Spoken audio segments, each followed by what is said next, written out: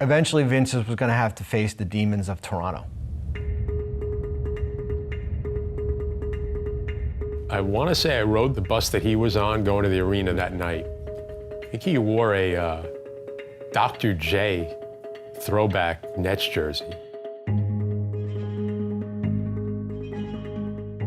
Walking up that ramp, going through security, and can just feel it was like 50-50, whether, you loved me or hate me. He might say he wasn't nervous, but we were all nervous because we knew this was going to be a hostile environment. The place filled up as soon as they opened the doors. And they were charged up from the minute they walked into the arena. Before the game, I'm walking on the, up on the concourse, and the crowd is already screaming, VC sucks. A frigid reception for Vince Carter from these Toronto Raptor fans as Carter takes the floor. I recall there were bibs, there were a lot of signs. There's jerseys with duct tape X's over the front, to people booing, to just sheer disgust and anger in their face, man. It was almost like, where are we right now? It was just, this is just too much. It's too much. But I remember in the locker room, you never know if guys are ever paying attention, but I do remember to this day is, look, when they boo VC, they boo all of us. We wanted to make sure as a brotherhood, as teammates, that we had his back. I remember Jay Kidd's like, man, we in this with you. I remember that. We're in the foxhole with you. It's us versus them. From North Carolina, 6'6" guard, number 15, Vince Carter. And from California, 6'4" guard, number 5, Jason Kidd. The head coach of the New Jersey Nets is Lawrence Frank. We had 2 finals runs, and so you're playing in Boston in hostile arenas. I'd never been in an arena like that. Well, there definitely is a buzz at the Air Canada Center for sure.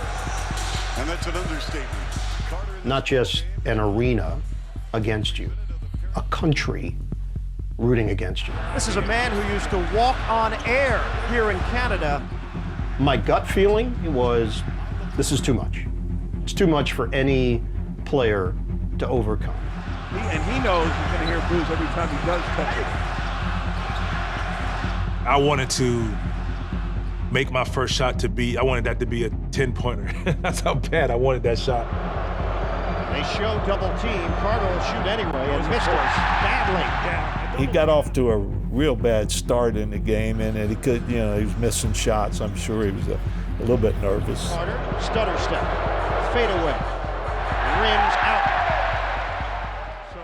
But then he comes out in the second half, and he went bonkers. Vince, inside the arc, count it! Feeling it now. Driving, Carter. Oh boy, Vince Carter! He just started to get it going. Here's Carter, the fake out of Austin. He's got it! Vince Carter! He was a killer in the second half, and he just silenced them. The Nets get it done north of the border. Vince Carter, victorious in his return to Toronto. I knew it was going to be a challenge for him. What I didn't know about Vince was his ability to put everything off to the side and laser focus on the task at hand. That situation could make mincemeat out of most players. I felt just excitement, emotion, anticipation, but comfort because of what was told to me before we ran out, what was told to me before we broke that huddle for the game to start. Like, I'm not in this alone. That's a great feeling. In that instance, we became a team. And there's always a game or a week where in the NBA you become closer, and it ignites the team to become maybe better than it should be. It was not just one regular game. It was more like if we stay together, we can get even better after that as a team. And I think we did that.